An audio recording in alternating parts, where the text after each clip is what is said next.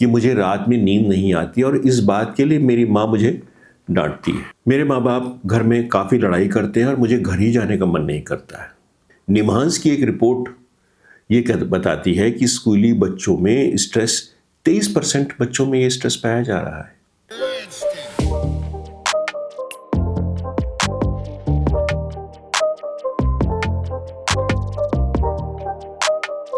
A note of hope, इस heading से एक समाचार 19 मार्च 2025 के इंडियन एक्सप्रेस में छपा था। शायद आपने भी पढ़ा हो। इस समाचार में जिस्ट ये था कि वेस्ट बंगाल के न्यू जलपाईगुड़ी डिस्ट्रिक्ट में एक गवर्नमेंट स्कूल में एक गवर्नमेंट स्पॉन्सर्ड इंस्टीट्यूशन ने एक लकड़ी का बॉक्स लगाया और उसका नाम था अ नोट ऑफ होप, जिसमें प्राइमरी स्कूल के बच्चे, इनकी उम्र लगभग 5 से 10 साल तक की थी, वो जो भी उनके मन में विचार हो और बात आ रही हो वो एनोनिमसली लिख के डाल सकते थे। आश्चर्य की बात यह हुई कि 1 महीने बाद जब उस बॉक्स को खोला गया तो उसमें 100 नोट मिले। किसी में लिखा था कि मुझे रात में नींद नहीं आती और इस बात के लिए मेरी माँ मुझे डांटती है। किसी में लिखा था कि मेरे माँ बाप घर में काफ़ी लड़ाई करते हैं और मुझे घर ही जाने का मन नहीं करता है। एक बच्चे ने लिखा था कि मैं किसी रिलेशन के पास रहता हूँ, माँ बाप कहीं और नौकरी करते हैं, मैं इससे बड़ा परेशान रहता हूँ। किसी ने लिखा कि मुझे स्कूल में खेलने की सुविधा नहीं मिलती, स्कूल में और खेलने का इंतज़ाम होना चाहिए। जब स्कूल ने 1 महीने बाद इन सब नोट्स को निकाला, जो ऑब्वियसली एनोनिमस थे, तो उन सबको पढ़ा गया और उन्होंने ये डिसाइड किया, उन्होंने पेरेंट्स को बुलाया और उनको इस बारे में काउंसिल किया। अच्छी बात यह होती है कि ऐसे समय में बहुत सारे पेरेंट्स ये नहीं जानते हैं कि वो क्या कर रहे हैं। वो जानबूझकर नहीं करना चाहते बच्चे को परेशान, और ना ही वो बच्चे का बुरा चाहते हैं। और जब इस बात की जानकारी उन्हें होती है कि उनके एक्शन से क्या हो रहा है, तो वो अपने में काफ़ी सुधार करते हैं, कैसे डील करना है। तो प्रश्न ये है कि क्या हम नहीं कर सकते ये? इनफैक्ट अगर हम मेंटल हेल्थ की समस्या में बात करें तो WHO का डेटा ये बताता है कि 13% लोग इस दुनिया में मेंटल हेल्थ की समस्या यानी स्ट्रेस या और तरह की समस्या से ग्रसित हैं। इंडिया की बात करें तो ये डेटा इसी के आसपास का है, लेकिन निमहांस की एक रिपोर्ट ये बताती है कि स्कूली बच्चों में स्ट्रेस 23% बच्चों में ये स्ट्रेस पाया जा रहा है। तो क्या इसमें कुछ एक्शन लेने की ज़रूरत है? मुझे लगता है, क्योंकि मैं एक काउंसलिंग साइकोलॉजिस्ट हूँ, मैंने इस बात पे काफ़ी विचार किया है और बच्चों को और पेरेंट्स को काउंसिल करता हूँ, तो मुझे लगता है कि इस बारे में हम सभी मिलके 8 स्टेप्स एटलीस्ट खुद एम्पावर हैं लेने के लिए। तो चलिए बात करते हैं कि हम वो क्या 8 स्टेप्स ले सकते हैं जिससे कि हम इस समस्या के सॉल्यूशन की ओर कुछ अपना योगदान कर सकें।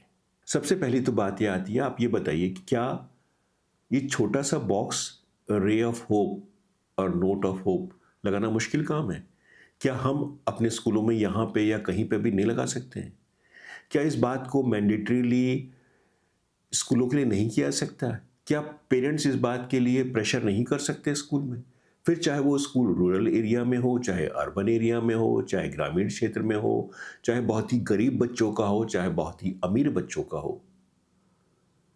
ये तो ऐसी बात है जिसकी जानकारी होना, मैं समझता हूँ, ज़रूर हो सकता है कुछ ऐसी बातें पता लगे जो हम नहीं चाहते हैं कि हमें पता लगे, बट वो तो डिनायल की बात हो गई तब। लेकिन हमें पता होना चाहिए कि हमारे बच्चे के मन के अंदर क्या हो रहा है। सही और गलत उसके बारे में जजमेंट वो अलग बात है। तो ये इनिशिएटिव हमें कोशिश करना चाहिए कि हमारे संपर्क में जितने स्कूल हैं, वहाँ पे हम इस बात के लिए ज़ोर दें, मैसेज दें, कहें कि इस तरह का इनिशिएटिव सभी स्कूलों में लिया जाए। दूसरा स्टेप ये ले सकते हैं कि आप सभी जानते हैं कि स्कूलों में हमारी सरकार ने प्रोविज़न किया है कि एक काउंसलर, साइकोलॉजिकल काउंसलर होना ज़रूरी है। क्या इसको एग्जीक्यूट किया जाता है सही ढंग से? क्या सभी स्कूलों में साइकोलॉजिकल काउंसलर हैं? क्या वो कागज़ पे दिखाने के लिए हैं या एक्चुअल में हैं? लेकिन ये तो तभी पता लगेगा जब हमारी कोई पॉलिसी हो, कोई नियम हो, कोई कानून हो कि इसके एग्जीक्यूशन को सही रूप से देखा जाएगा। इसके लिए कोई रेगुलेटरी बॉडी अलग से हो जो इस बात को इंश्योर करे और ऐसा नहीं करने को एक घोर और अत्यंत ही गलत बात मानी जाए और स्कूल के ऊपर उसके लिए एक्शन हो। यानी कि स्कूल के लिए बात बहुत इंपॉर्टेंट हो कि वहाँ पे प्रॉपर काउंसलर होना ज़रूरी है। तीसरा स्टेप ये ले सकते हैं कि क्या जो काउंसलर स्कूलों में हैं भी, वो कॉम्पिटेंट और सिंसियर हैं? क्या वो एक्चुअल में हैं या सिर्फ पेपर पे हैं? क्या वो सिर्फ पार्ट टाइम है? कई स्कूलों में ऐसा भी होता है। तो कॉम्पिटेंसी और रेगुलरिटी, इस पर भी ज़रूरी है कि सही, competent, sincere, empathetic counsellor school में होना मस्ट हो। चौथा स्टेप ये लिया जा सकता है कि इस बात की जानकारी होना कि क्या जो बच्चों में समस्याएं बढ़ रही हैं, जैसे एक डेटा ने बताया निमांस के कि 23% बच्चों को ये सफ़र कर रहे हैं, और अगर स्कूल में 2-3-4 हज़ार बच्चे हैं या कम भी हैं, तो क्या अगर जिस रेट से नंबर बढ़ रहा है और जिस रेट से इवन नॉर्मल समस्याएं भी होती है, जिसको हम समस्या नहीं कहेंगे लेकिन कुछ रिलीज़ की ज़रूरत होती है, कोई एडवाइस की ज़रूरत होती है, तो क्या सफिशेंट नंबर ऑफ काउंसलर्स हैं? इस बात का असेसमेंट होना और इस बात की ध्यान रखना कि सफिशेंट नंबर में जो है वो काउंसलर्स और कॉम्पिटेंट काउंसलर स्कूलों में रहें, इसकी भी बहुत ज़रूरत है। पांचवा स्टेप जो हम ले सकते हैं वो ये है कि पेरेंट्स को इस बात की अवेयरनेस हो, और ये वीडियो बनाने का एक ये भी पर्पज़ आज का है कि सभी पेरेंट्स को इस बात की जानकारी हो सके कि एक समस्या है, और इस पर सिर्फ बताना ही नहीं, इस पर समझना ज़रूरी है, हमें सुनना ज़रूरी है, हमें समझना ज़रूरी है कि हम क्या करेंगे, कैसे करेंगे। So awareness of the parents. Next step जो हो सकता है वो अवेयरनेस ऑफ द सोसाइटी। हमारी सोसाइटी में इसकी अवेयरनेस फैलाना बहुत ज़रूरी है कि सभी लोग, पूरी सोसाइटी इस बात से अवगत हो। जब सोसाइटी अवगत होगी तो स्कूलों का स्तर और सभी चीज़ों के स्तर में इस ओर इम्प्रूवमेंट आएगा। सातवां स्टेप जो मैं समझता हूँ ज़रूरी है वो पेरेंटिंग कोचिंग। मैंने देखा है एज ए काउंसलिंग साइकोलॉजिस्ट कि बच्चों की समस्याओं का मूल कारण अधिकतर वो बच्चों में कम है, पेरेंट्स में ज़्यादा है। पेरेंट्स जानबूझकर नहीं, मैं कहूँगा कोई भी पेरेंट्स अपने बच्चे का बुरा नहीं चाहते, वो इस बात को समझते नहीं कि वो क्या कर रहे हैं और उसका क्या प्रभाव हो रहा है। पेरेंटिंग एक जटिल टास्क है, एक कॉम्प्लेक्स टास्क है, क्योंकि यह हमारे मन के अंदर की बात को पढ़ने की बात होती है। और आज के समय में जब इंफॉर्मेशन ओवरलोड है, चाहे वो इंटरनेट हो, चाहे सोशल मीडिया हो, चाहे समाज में कितने तरह की सूचनाएं आ गई हैं जो हमारे समय में नहीं थी। एक सिंगल ट्रैक ऑफ इंफॉर्मेशन हमें रहती थी कि हमें खेलना है और पढ़ना है, तो सिंपल था वो। लेकिन आज के समय में पेरेंटिंग कोचिंग ज़रूरी है। लास्ट 8वां स्टेप में ये कहूँगा कि 2 तरह के पेरेंट्स मैंने देखे हैं।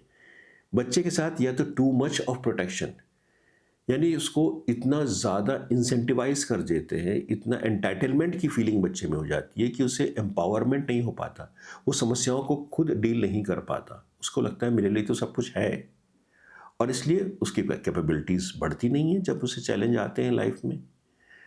या फिर टू मच ऑफ प्रोटेक्शन, यानी बच्चे को जितनी सिक्योरिटी चाहिए, जितनी फीलिंग चाहिए कि मेरे पीछे कोई है, मेरे साथ कोई है, वो फीलिंग उसे नहीं हो पाती, और इसके कारण उसका डेवलपमेंट पे उसका कुप्रभाव पड़ता है।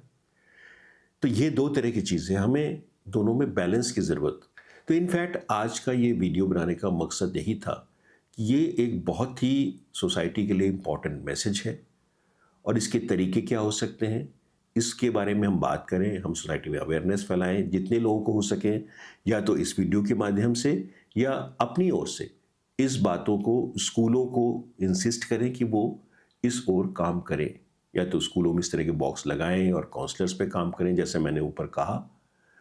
और यदि आप किसी तरह से मेरी राय चाहते हैं किसी बात में, मैं एक काउंसलिंग साइकोलॉजिस्ट हूँ, तो मेरा ईमेल और फ़ोन नंबर है, आप मुझे डीएम कर, मैसेज करके मुझसे राय भी ले सकते हैं कि क्या करना है, और मैं इस मामले में कुछ मदद कर सकता हूँ। चलिए फिर मिलते हैं अगले वीडियो में, तब तक के लिए ये वीडियो देखने के लिए बहुत बहुत धन्यवाद।